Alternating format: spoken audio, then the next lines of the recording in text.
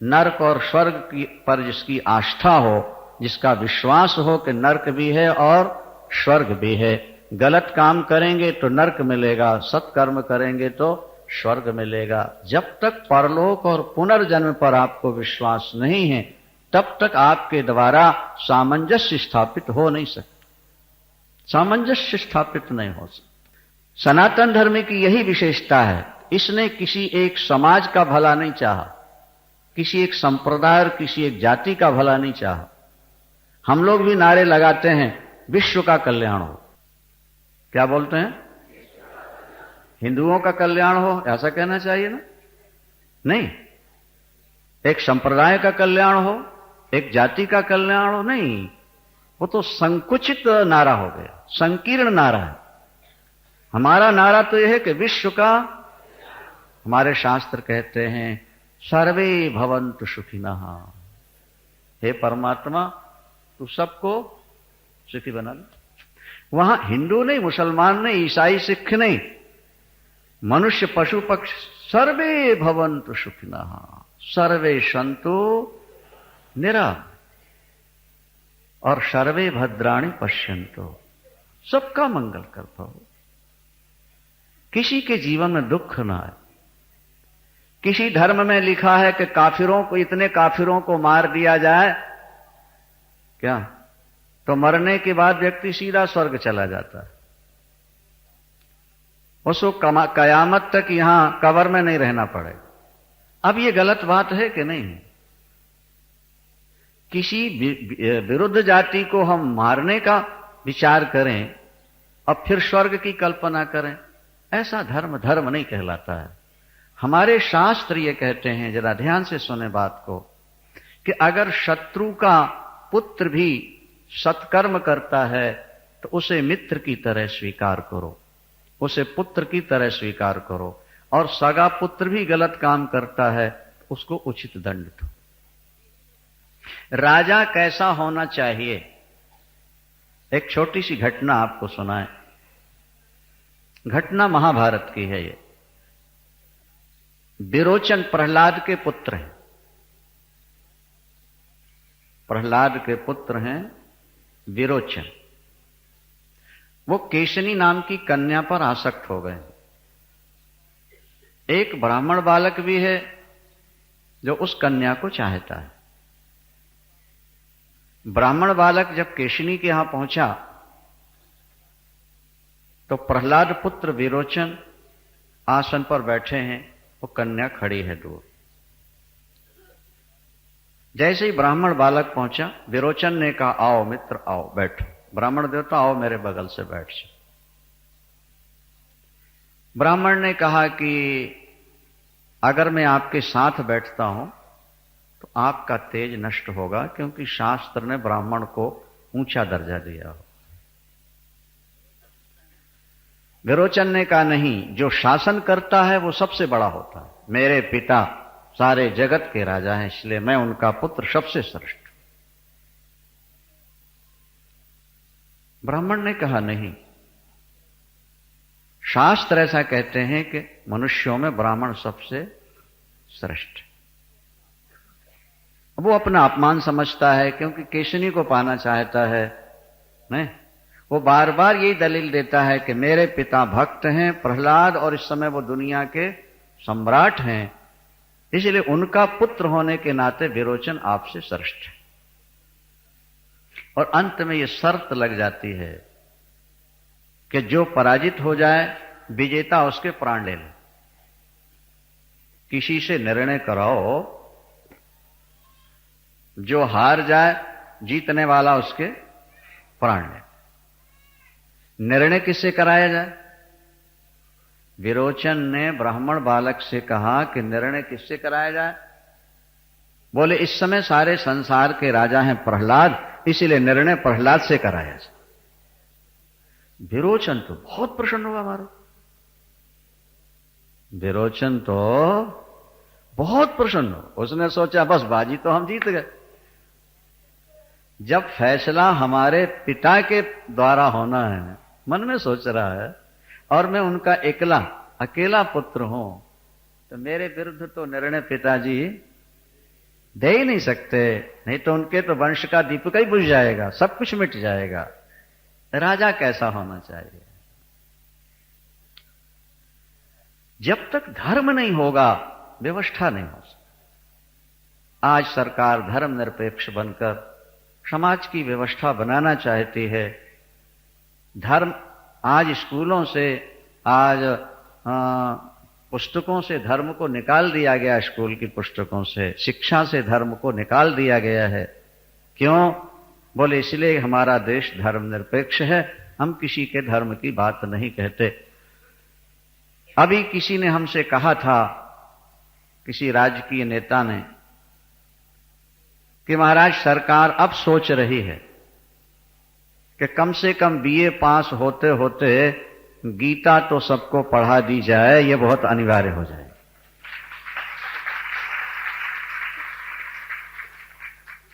हमने कहा कि ये बात तो हम बहुत समय से कहते आ रहे हैं, और गांधी जी ने भी यही कहा था कि प्रत्येक शिक्षण संस्थाओं में गीता को अनिवार्य घोषित कर दिया जाए। गांधी जी, मेरे जीवन की समग्र समस्याओं का समाधान गीता से मुझे मिला हुआ है। अब नेताओं की समझ में भी ये बात आ रही है कि धर्मनिरपेक्ष शासन का ही ये दुष्परिणाम है कि आज जगह जगह हड़तालें हैं, जगह जगह तालाबंदी है, जगह जगह अनशन है, अपनी मांगों के लिए लोग बसें जला रहे हैं, नुकसान कर रहे हैं।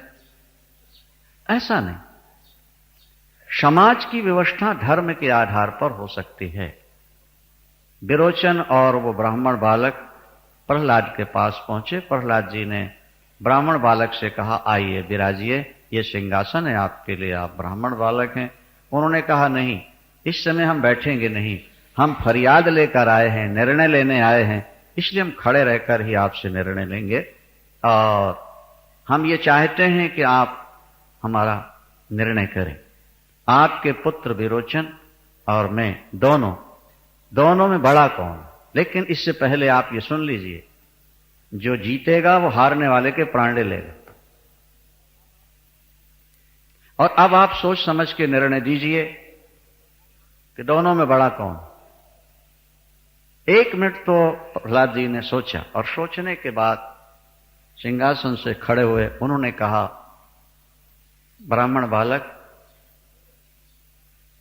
विरोचन के पिता से तुम्हारे पिता श्रेष्ठ हैं, विरोचन की मां से तुम्हारी मां श्रेष्ठ है, और विरोचन से तुम श्रेष्ठ हो। मेरे बेटे के प्राण ले लो, लेकिन मैं गलत निर्णय नहीं दूंगा।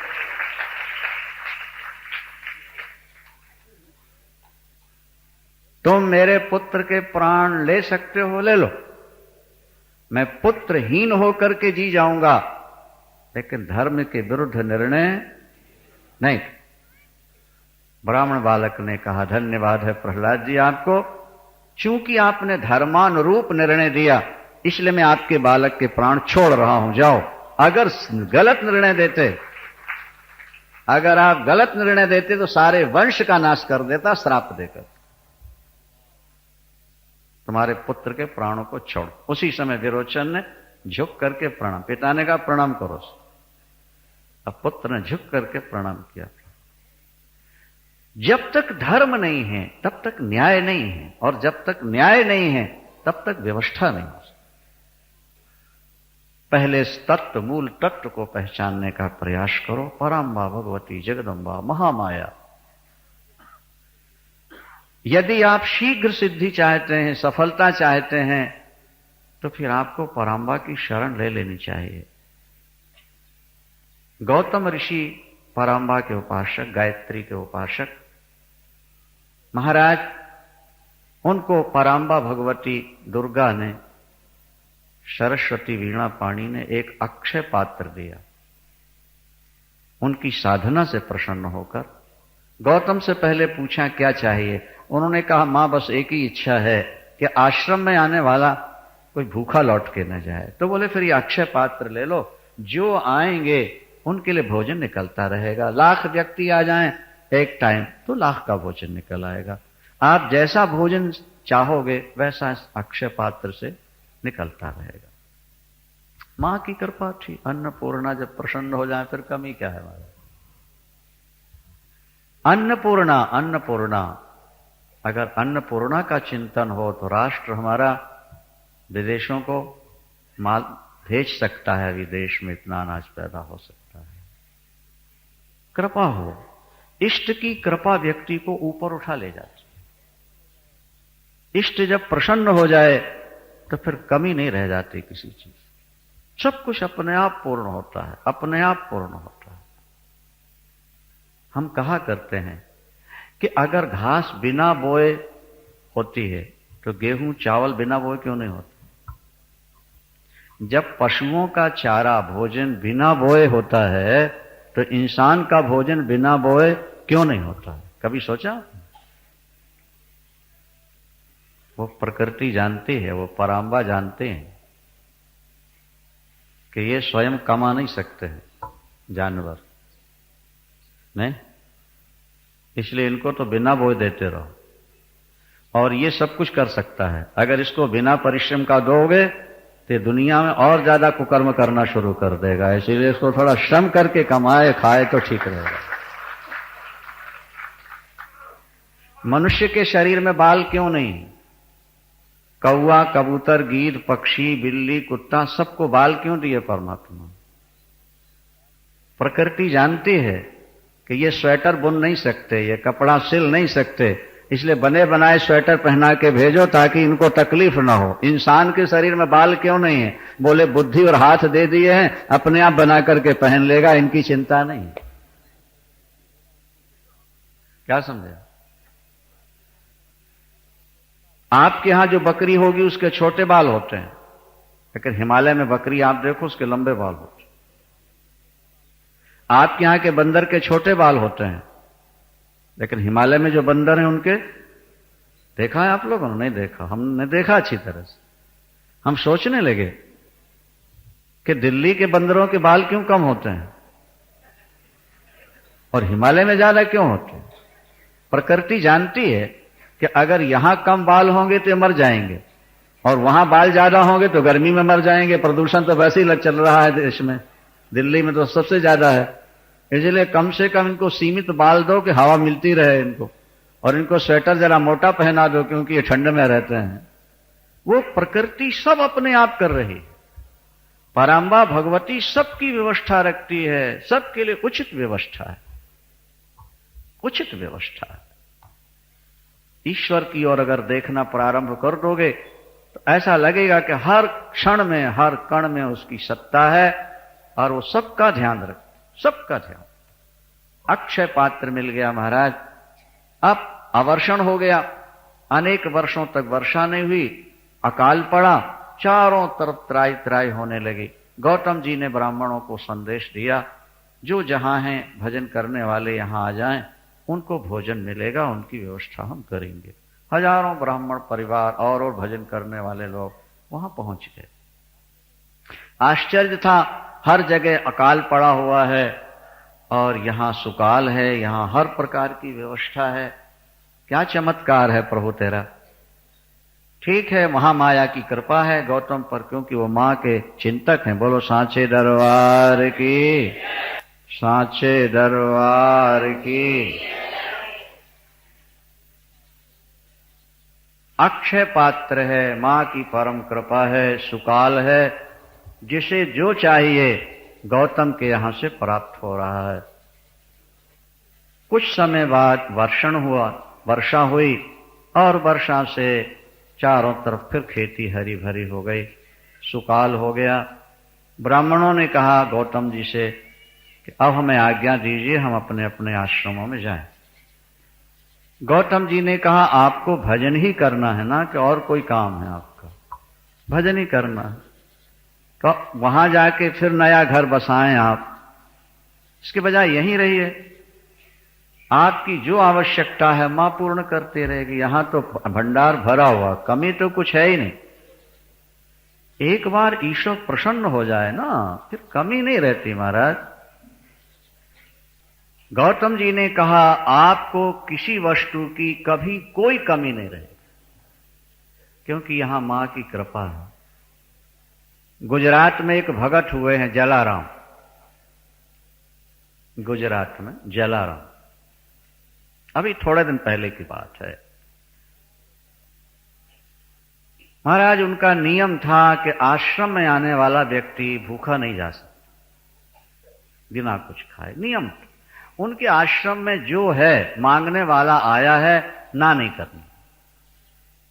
बड़े भक्त थे जलाराम, बड़े भक्त। आश्रम में कोई वस्तु है, मांगने वाले ने आके कहा ये चाहिए, ना नहीं कर। आश्रम में आने वाला भूखा न जाए। भजन पूजन कीर्तन। अभी थोड़े दिन पहले की बात है, ये प्रसिद्ध है गुजरात। हम लोग गए, वो स्थान भी देख के आए। एक दिन एक बूढ़ा सन्यासी आ गया, बड़ा स्वागत किया जलाराम जी ने। बड़ी कृपा, महाराज पधार गए, सेवा हमारे लायक। बोले जलाराम, मैं बहुत बूढ़ा हो गया हूं, मेरे पास कोई चेला वेला तो है नहीं, और सेवा करने वाला कोई चाहिए, तुम अपनी पत्नी दे दो, ये मेरी सेवा करे। अब वस्तु तो दी जा सकती है, अपनी पत्नी कौन किसको देता है। लेकिन वाह भाई जलाराम जी, उन्होंने कहा जो आ गया महाराज। श्रीमती को बुलाए, बोले कि सेवा में जाओ। अब पत्नी भी ऐसी सदाचारिणी कि पति ने कहा तो मना नहीं किया। उसने कहा ठीक है महाराज, जो आपकी आज्ञा। चल पड़े। आगे आगे सन्यासी जा रहे, पीछे पीछे पत्नी जा रही। उनके हाथ में एक सोटा और एक थैला था सन्यासी जी के। उन्होंने पत्नी को थमा दिया। मैं बूढ़ा हो गया हूं ना, सेवा तुझे कर, ठीक है पकड़ ले। कुछ दूर जाने के बाद बोले तुम यहां बैठो, मैं आता हूं, लेटरिन वेटरिन क्या कुछ बहाना करके। वो गए और फिर लौट के नहीं आए। पत्नी बैठी रोने लगी, काफी देर हो गई। पति ने आज्ञा दी है कि सेवा में जाओ। जिनकी सेवा में आई वो गायब हो गए, अब मैं कहां जाऊं।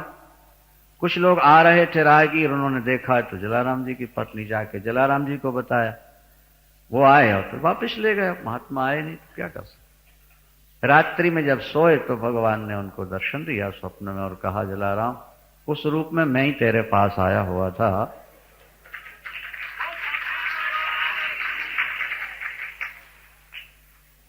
वो सोटा और वो थैला जो मैं छोड़ आया ना, वो अक्षय पात्र है, तू अपने आश्रम में रख ले, कोई कमी नहीं रह जाएगी तेरे आश्रम में, जो आएगा वो खा। आज भी जलाराम के आश्रम में जिस समय जाओ, एक बस लेके जाओ, दो लेके जाओ, जब जाओगे वहां के लोग यही कहते हैं कि प्रसाद तैयार है, आप भोजन करके जाइए।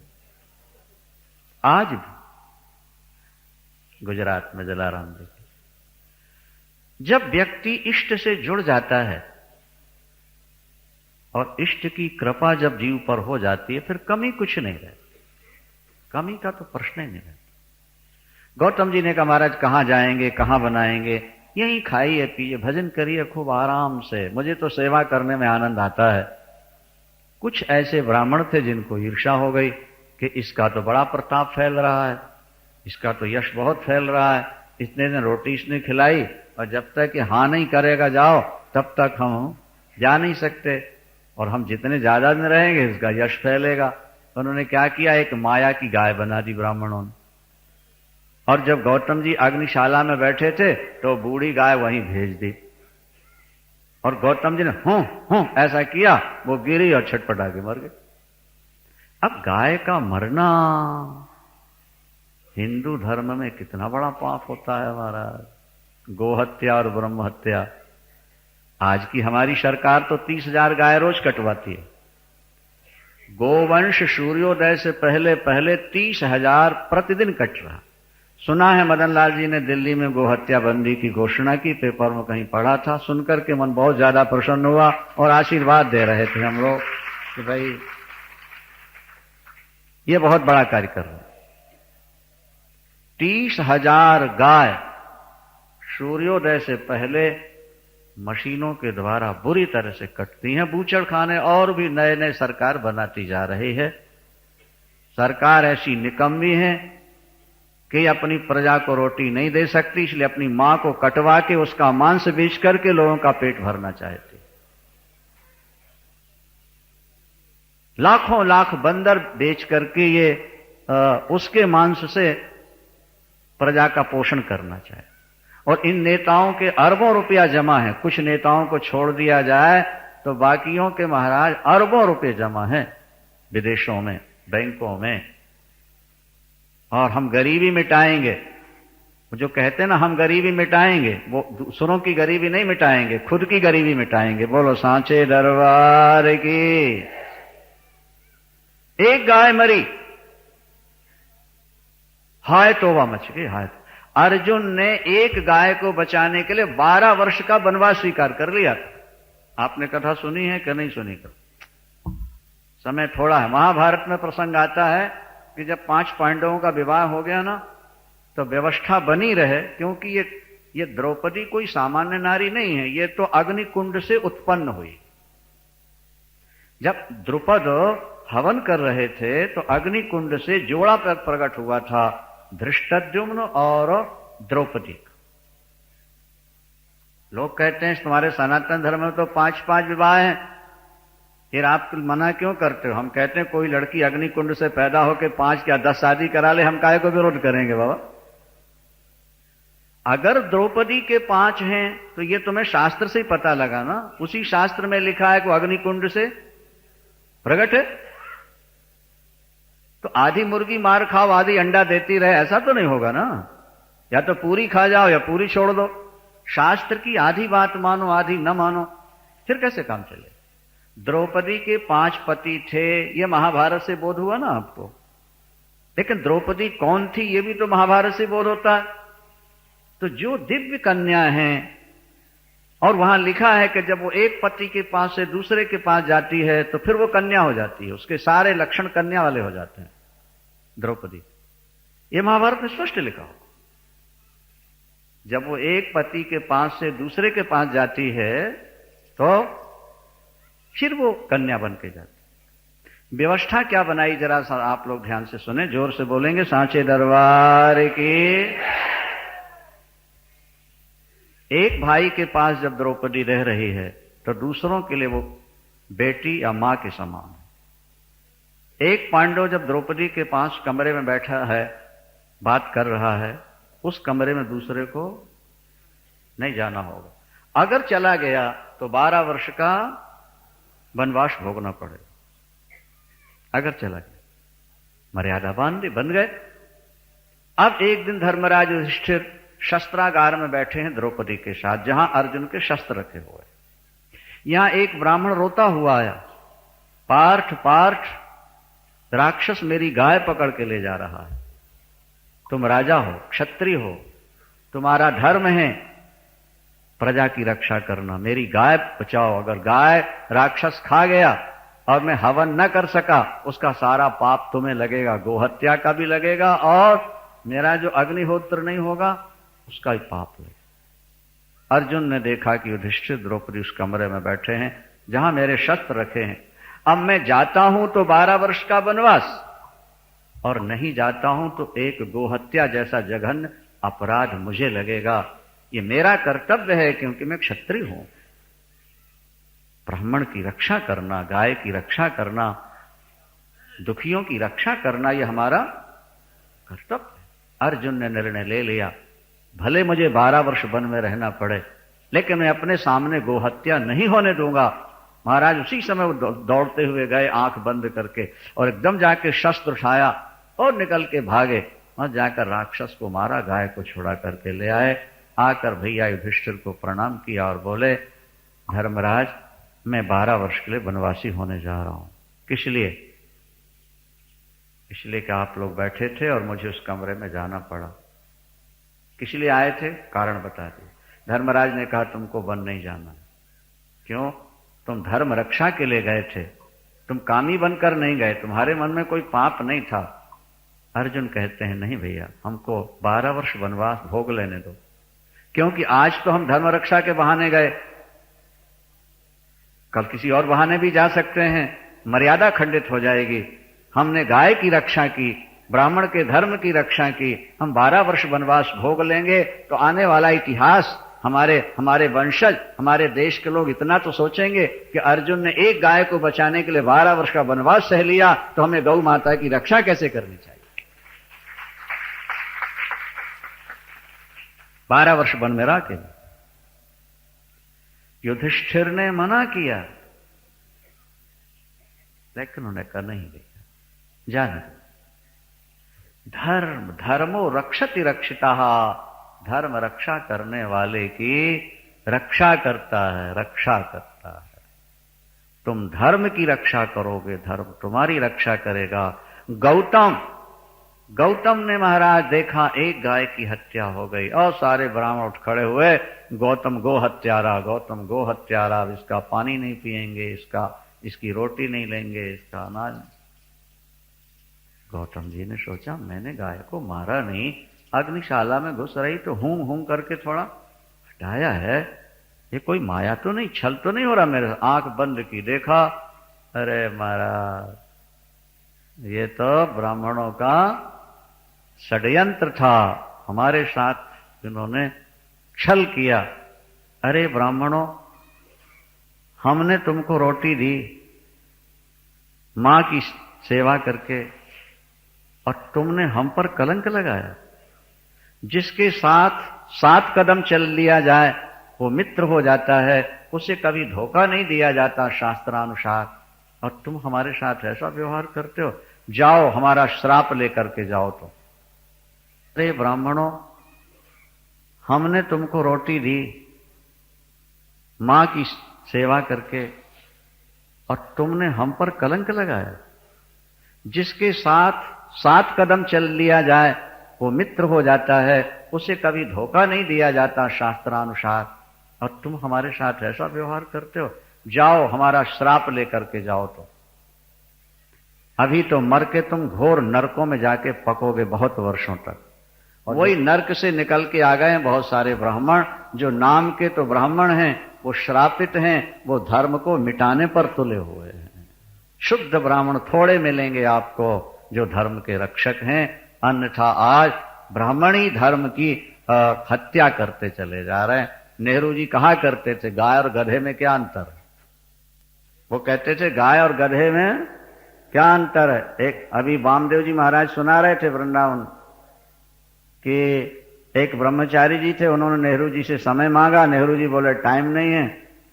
तो कार में बैठते बैठते जो अपनी बात कहनी है कह दो। ब्रह्मचारी जी कार के पास आके खड़े हुए, इतने में नेहरू जी आए कार में बैठने। ब्रह्मचारी जी ने कहा पंडित जी, नेहरू जी को, पंडित जी हम लोगों ने कुर्बानियां दी देश को आजाद करने के लिए, आजाद कराने के लिए, हमारा देश आजाद हो गया, अब धर्म का क्या होगा? तो नेहरू जी खिड़की बंद करते करते बोले समाजवाद में धर्म को कोई स्थान नहीं रहेगा, और आगे बढ़ गए। समाजवाद में धर्म को कोई स्थान नहीं, और उसका दुष्परिणाम आज हमारे आपके सामने हो रहा, सामने घटित हो रहा है। धर्म सबसे ऊंची वस्तु है, धर्म को नहीं छोड़ना।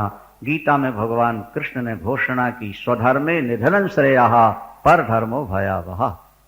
अपने धर्म में मर जाना अच्छा है, अपने धर्म को छोड़कर जीवित रहना लाभकर नहीं होता है। धर्म के लिए जिएं और धर्म के लिए मरें। गौतम के श्राप से ही ऐसे ब्राह्मण कलयुग में आ रहे हैं जो आज धर्म के ह्रास में कारण बन रहे हैं, धर्म को त्यागने में आगे आ रहे हैं। अभिमान किसी चीज का नहीं करना, यह भी देवी भागवत में लिखा है। ये तैत्तरीयोपनिषद की ही एक कथा जो यहाँ उद्धृत है, उसे भी आप ध्यान से सुने। इससे पहले आप ये सुने कि भगवती का नाम शाकंभरी कैसे पड़ा, शताक्षी कैसे पड़ा, भ्रामरी नाम कैसे पड़ा। मां के लाखों नाम हैं और हर नाम के साथ एक कथा जुड़ी हुई है। और यहां लिखा हुआ है भगवती पराम्बा जब सिंहासन पर बैठती हैं तो एक ओर लक्ष्मी और दूसरी ओर सरस्वती मां दुर्गा को चंवर डुलाया करती हैं। जिनको पाने के लिए संसार बेचैन है, सरस्वती माने बुद्धि और लक्ष्मी धन, वे दोनों पराम्बा भगवती की दासियां बनकर के चमर डुला रही हैं। तो रानी जिस पर प्रसन्न हो जाए, दासियां उस पर नाराज रहें, ऐसा हो ही नहीं सकता है। जिसने मां को प्रसन्न कर लिया उसको सब कुछ मिल जाता। लग्न चामरो हस्तो श्री शारदा परिवीजितायै नमः। लग्न चामर हस्तो, दोनों के हाथ में चमर। श्री शारदा, श्री माने लक्ष्मी और शारदा माने सरस्वती। लग्न चामरो हस्तो श्री शारदा परिवीजिताये नमः। मां की उपासना कर लो, फिर कमी क्या। हमारे पिताजी हमारे दादाजी की कहानी सुनाते थे। आज भी वो पुस्तक हमारे यहाँ है, हस्तलिखित पुस्तक दुर्गा सप्तशती की। घर में आग लगी तो लोहे की पेटियां जल गई, वो पुस्तक नहीं जली, अभी भी है। हस्तलिखित दुर्गा सप्तशती। हमारे दादाजी का संकल्प था सप्तशती का पाठ करके ही वो पानी पीते थे। तब तक पानी नहीं पीना, दिन गुजर जाए, रात गुजर जाए, 2 दिन गुजर जाए, नहीं पाठ मिला करने को। 2 रुपए किसी से उधार लिए, वायदा कर दिया हम कल दे देंगे या परसों दे देंगे, समय पर व्यवस्था नहीं हो पाई। वो 2 गांव में घूमे, सब शिष्य थे, भाई 2 रुपए चाहिए। गुरुजी शाम को ले लीजिएगा, कल सुबह ले लीजिए, कल शाम को ले लीजिए। वो मां की परीक्षा ही थी। उन दिनों तो 2 रुपया भी बहुत कीमती होते थे ना। 1 क्विंटल गेहूं 1 रुपए में आ जाता था। जब 2 गांव में रुपए नहीं मिले तो मन में बड़ा दुख हुआ। जगन माता सरस्वती और लक्ष्मी तेरे चमर डुला रही हैं और तेरा बेटा दर दर भीख मांग रहा है।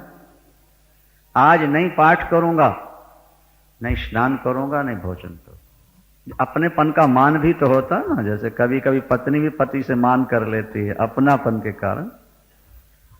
और जैसे ही लेटे, झपकी लगी, ऐसा लगा किसी ने गाल में चपत लगाई, उठो स्नान करो। आंख खुली तो ऐसा लगा गाल में जैसे झंझना रहा, किसी ने ऐसे किया। उठे, स्नान किया, प्रेम के आंसू आंखों में भर के पूजन करके। जब वो पुस्तक कपड़े में बंधी थी, क्यों पत्राकार थी ना, पहले बाइंडिंग की व्यवस्था तो नहीं थी ना, पत्राकार हस्तलिखित। तो जब पाठ करने के लिए पुस्तक खोली तो 5 रुपया पुस्तक के अंदर चांदी के रखे हुए हैं। और उस पुस्तक को दादाजी को छोड़कर कोई छूता भी नहीं था डर के कारण। भाई अशुद्धि में छू लें, ये तो साक्षात मां का रूप है पुस्तक। इतनी भावना थी। ये भी नहीं किसी ने रख दिया होगा, तो कोई पुस्तक छूता नहीं था। हमारे यहां ऐसा कहा जाता है। पुस्तक जब खोली तो 5 रुपया चांदी के अंदर रखे हुए।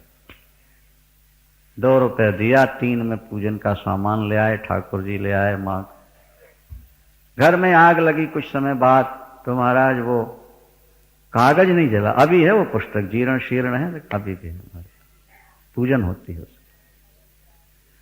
कहने का अभिप्राय ये कि भगवती महामाया आदिशक्ति पराम्बा दुर्गा जब पंच प्रेता सनासीन होती हैं, तो एक और लक्ष्मी और दूसरी ओर शारदा सरस्वती हाथ में चमर लेके मां के चमर डुलाया करती। महारानी को प्रसन्न कर लो, ना तो तुम्हारे घर में धन की कमी रहेगी और न बुद्धि की कमी रहेगी। धन और बुद्धि तुम्हें दोनों मिलेंगे। तुम्हारा देश सुख और शांति से भर जाएगा अगर तुम मां की उपासना करोगे। यहां लिखा है देवी भागवत में, मां का नाम है शताक्षी। शताक्षी का अर्थ होता है जिसके शरीर में सैकड़ों आंखें हों, और शाकंभरी जो साग सब्जी हाथ में लिए हो। हुआ यह था कि एक बार ऐसा समय आया जब 50 वर्षों तक वर्षा ही नहीं हुई।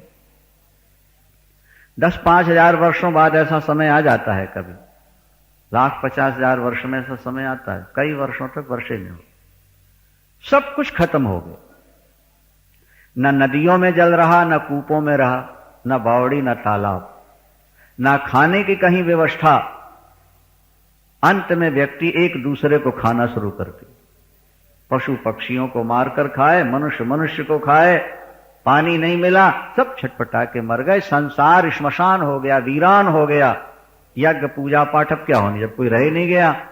महाराज फिर तो देवताओं ने भगवती की स्तुति की, मां अब कृपा करो, अब तुम्हारे बिना इस श्मशान को फिर हरा भरा करने वाला दूसरा कोई नहीं। देवताओं की स्तुति से मां प्रकट हुई और जब मां ने संसार को देखा उनका हृदय पिघल गया। मेरे सारे बच्चे खत्म हो गए। 2 आंखें 3 आंखें नहीं, पूरे शरीर में आंखें हो गईं। और जैसे हमारी आंखों से आंसू बरसते हैं, इसी तरह मां के अश्रुओं से वो करुणा ही जल बन के बरसना शुरू हुई। 9 दिन 9 रात मां के शरीर से जल की धाराएं ऐसी गिरी कि सारा संसार जल से आप्लावित हो गया।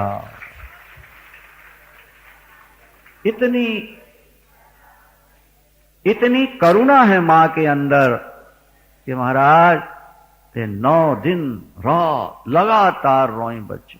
अब बीज भी नष्ट हो गए थे तो वो शाक लेके आई थी बीज, और फिर ऋषियों को दिया जो योगाभ्यास में पड़े थे उन्हें, लो इसको बो, अब फिर संसार को हरा भरा करो, संतान पैदा करो। मां का नाम पड़ा शताक्षी और शाकंभरी। एक नाम है मां का भ्रामरी। क्या नाम है? एक अरुणासुर नाम का राक्षस हुआ, अरुणासुर। उसने कठिन तप किया हजारों हजार वर्ष तक, और ब्रह्मा जी ने कहा वर मांगो, तो उसने सोचा क्या मांगू, ये अमरता तो देते नहीं ब्रह्मा जी, मांगते हैं तो नहीं कर देते हैं, कोई बहाना मांगते हैं। तो हमारे बहुत सारे दैत्य स्त्री के द्वारा मारे गए, पर मांग लेते ना पुरुष से न मरे, 2-4 पैर वालों से न मरे, तो वो स्त्री बन के मारे। तो उसने क्या वर मांगा, ना मैं 2 पैर वाले से मरूं, न 4 पैर वालों से मरूं, ना किसी शस्त्र से मरूं, ना किसी अस्त्र से मरूं। महाराज बड़ी विलक्षण बात हो गई। अब तो ना किसी शस्त्र से, ना किसी अस्त्र से, ना 2 पैर वाले से, ना 4 पैर वाले से, आखिर मृत्यु कैसे हो? भाई 2 पैर में तो सभी आ गए ना, स्त्री पुरुष, स्त्रियों के भी 2 पैर, पुरुष के भी 2 पैर, और जानवरों के 4 पैर। ना किसी 2 पैर वाले से और ना किसी, और कोई शस्त्र से नहीं मर, मिल गया वरदान। तप किया है, उसका पुण्य तो भोग नहीं है उसे। महाराज उसने 5 ब्रह्मांडों पर शासन किया है। रावण ने तो 1 ब्रह्मांड पर शासन किया, अरुणासुर ने 5 ब्रह्मांडों पर शासन किया। 5 ब्रह्मांड। इस आकाश में करोड़ों ब्रह्मांड हैं, ये एक दुनिया थोड़े जो उसमें अपन लोग बैठे हो। परमात्मा का नाम है अनंत कोटि ब्रह्मांड नायक। ऐसे ऐसे करोड़ों ब्रह्मांड आकाश में बसे, आकाश का अंत नहीं। 5 ब्रह्मांडों का शासक बनो, यज्ञ दान पूजा पाठ सब पर अधिकार जमा लिया। बस यज्ञ दान पूजा पाठ कथा कीर्तन सब समाप्त, सब समाप्त। देवता फिर घबरा कर शरण में गए।